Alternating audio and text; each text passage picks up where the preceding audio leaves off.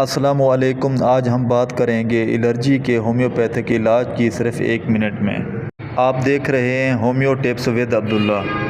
Allergy زیادہ تر دھول، مٹی، موسم کی تبدیلی، پالش، پرفیوم، خاص کارخانوں سے ٹریگر ہوتی ہے۔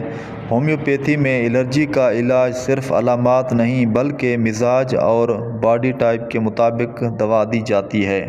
اگر ناک سے پانی زیادہ اور چھینکیں بھی ہوں تو دوا ایلیم سپا 30 ہوگی۔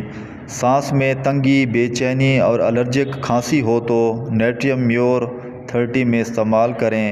لگاتار چھینکیں، آنکھوں میں خارش، سباڈیلا 30 میڈیسن ہوگی۔